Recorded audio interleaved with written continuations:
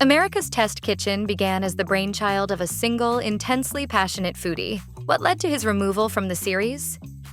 Nearly a decade before America's Test Kitchen premiered in 2001, a slim 32-page publication called Cooks Illustrated first appeared. Created by Christopher Kimball, who had earlier founded Cooks magazine in 1980, the publication made a bold choice to operate without advertising. That decision, paired with its devoted focus on home cooks, helped it build a loyal following. Its recipes are famously detailed, breaking down not just the steps but the food science involved, along with narratives about extensive testing and the process that led to the final best recipe. Even after 3 decades of running ad-free, Cooks Illustrated continues to thrive. Speaking to Digiday, FTI Consulting Managing Director Peter Doucette explained, America's Test Kitchen made a strategic decision that was atypical at the time, but prescient because they built a stable business, not one that is dependent on episodic ad revenue. For many viewers, America's Test Kitchen is inseparable from its creator, Christopher Kimball, who appeared as the show's primary host from 2001 until 2016. However, it may come as a shock that Kimball wasn't formally trained as a chef and had no professional kitchen experience before starting Cooks Illustrated and later America's Test Kitchen. Ironically, that lack of traditional culinary training helped shape his instructional style. As Kimball told Mostly Food and Cocktails, "I've always been interested in cooking. I spent summers and weekends in Vermont, and in the town there was a baker, Marie. She sold bread and cookies and pies. I spent a lot of time at her house. She had the Vermont technique of teaching, never tell people what to do, just show them what to do." Kimball explained that this mindset shaped the show, don't tell philosophy that later became a defining feature of America's Test Kitchen. If I was doing something wrong, I'd suddenly notice her next to me doing it the right way, without saying anything. Everyone has failure in the kitchen, it's okay.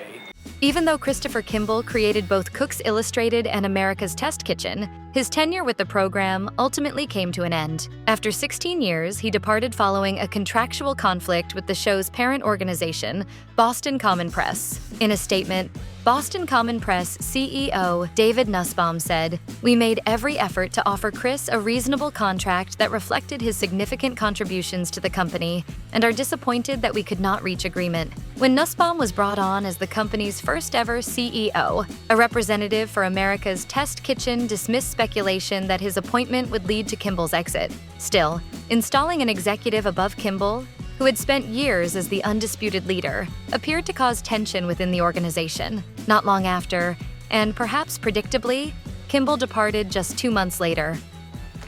Christopher Kimball's exit from the America's Test Kitchen universe was anything but low-key. Soon after leaving, he launched a rival operation in Boston known as Milk Street Kitchen. The venture quickly expanded into a full-fledged media brand, complete with Milk Street magazine, a television program, a cooking school, multiple cookbooks, and a podcast. That move sparked legal action from Boston Common Press, which filed a lawsuit alleging breach of trust. The company claimed Kimball had taken proprietary customer information and internal trade secrets. According to the Washington Post, the lawsuit stated, Mr. Kimball spent the last year of his employment with America's Test Kitchen creating a new venture, which literally and conceptually ripped off America's Test Kitchen. Kimball pushed back forcefully, with the New York Times reporting that he labeled the lawsuit absurd and claimed it was defamatory. The legal battle stretched on for nearly 3 years and was ultimately set to be decided in court. At the time, Kimball, along with his children and former wife, still held shares in America's Test Kitchen.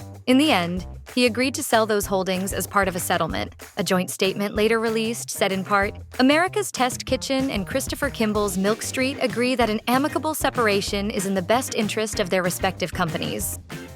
Working at America's Test Kitchen can come with perks beyond professional development and a steady income. One notable benefit is complimentary food. Dishes left over from recipe testing are set aside in a communal take-home fridge for staff. The practice helps cut down on food waste while also offering the nearly 200 employees anything from a quick bite to a complete meal. That said, while many workers appreciated this perk, some voiced concerns elsewhere. Reviews on Glassdoor frequently mentioned relatively low pay. Former America's Test Kitchen recipe tester Afton Cyrus told WGBH, "People are regularly relying on the take-home fridge for their next meal. It's supposed to be a fun perk for people to enjoy new foods, not something that people need to depend on to make ends meet. Still, Aaron McMurray, America's Test Kitchen's Test Kitchen director, offered a more upbeat perspective, saying, "The staff can come and visit that fridge all day long and take food home for dinner. The grocery bills of probably the entire staff have gone down since they started working at America's Test Kitchen." The leftovers get packed up by all the cooks, and we have a take-home refrigerator. With so many extra taste-tested dishes on hand, sticking to a healthy diet can be a real challenge. In a 2011 interview with Fresh Air's Terry Gross, Christopher Kimball and Bridget Lancaster discussed the effects of constantly sampling recipes. Lancaster remarked, "One of the worst things is brownie tastings, because you don't just have to taste them, you have to feed on them all day." One of the test cooks that works there, she and I counted up the calories that we consume in one day, and it was frightening. Kimball noted that some chefs attempt to offset the added calories by ramping up their exercise routines. Some people take up riding 20 miles back and forth to work on a bike or do other things. But yeah, a lot of people will gain 4 or 5 pounds a year if they're in the process of developing recipes in the kitchen all the time.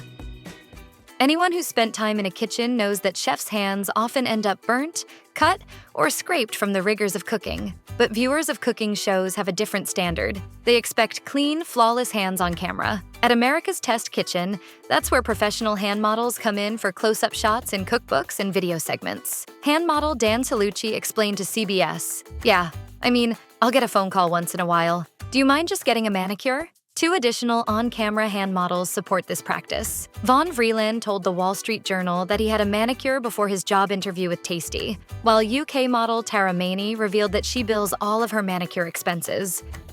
America's Test Kitchen has long focused on offering practical guidance for home cooks, aiming to simplify the cooking process, including recommending affordable, accessible equipment. Julia Collin Davison, one of the show's current co-hosts, told WUWM, "Just because you want to start cooking and you want to outfit your kitchen, you don't have to spend a lot. The team's favorite chef knife isn't fancy and costs $45.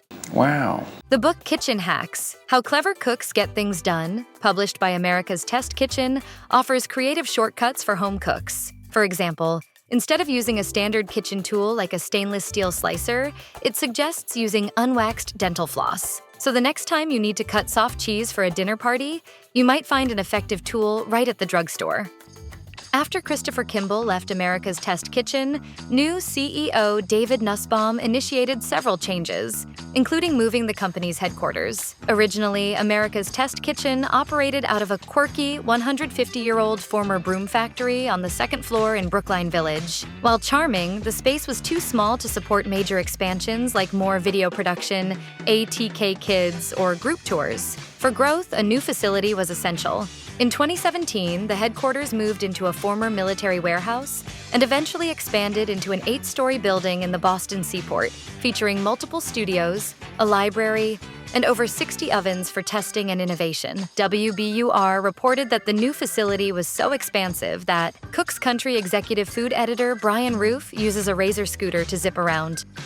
Although sampling recipes might sound like the most enjoyable part of development, it's actually a lengthy and costly undertaking, with each recipe averaging around $11,000 to produce. Dan Souza, a food science specialist at America's Test Kitchen, explained why the costs add up. He noted that the process often begins with testing at least 5 different versions of a recipe, involving more than 55 cooks along with the editorial team to provide input. Some recipes undergo up to 100 tests over a 2-month period before they're even sent out to volunteer home chefs. Souza remarked, "We look for 80% of people to say they'd make the recipe again. If they say no, we go back to the kitchen. We have to spend roughly $11,000 on each recipe we do. Given that the company produces more than 1,000 recipes annually, the expenses for recipe testing alone quickly become substantial." Since developing these recipes comes with such a high price tag, volunteer home cooks play a crucial role, 50,000 of them to be precise. Jack Bishop, America's Test Kitchen's chief content officer, explained, "This program allows 50 to 100 audience members, including families with kids, to test out a new recipe and contribute data on how easy it was, if it tastes good, and most importantly, if they would make it again." Stephanie Patterson, one of the volunteer home cooks, shared her experience with CBS Sunday Morning. "I feel like I'm helping them make the recipe as good as it can be before they print it."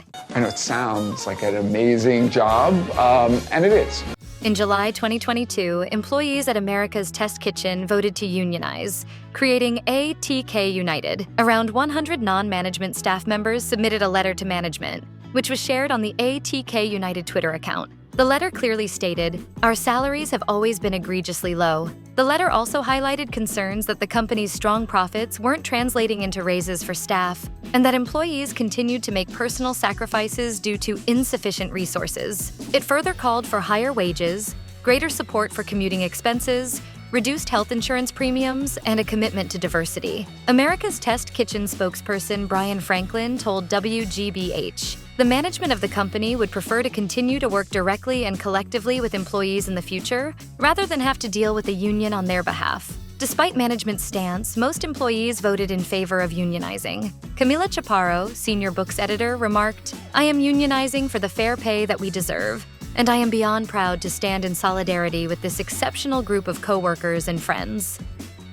Even with its public image of success, America's Test Kitchen experienced significant layoffs in 2023. An Instagram post from ATK United revealed that the company not only closed ATK Kids, but also cut roughly 10% of its workforce, about 23 employees. While ATK Kids focused on children's cookbooks and kid-friendly recipes, staff from the regular books and marketing teams were also affected. In a statement to Eater, an ATK spokesperson said, "While we firmly believe that our decisions will reposition the company for greater success in this ever-changing media environment, it is a difficult time given that we let go of members of the company who contributed to ATK each in their own way." Don Trementazzi, president of Communications Workers of America Local 1400 in Boston, shared his perspective, stating, "It's disappointing that this new executive leadership, including the CEO, has made a decision to put profits over people. This is nothing more than corporate greed and not caring about the passionate workers who have built this company and their profits.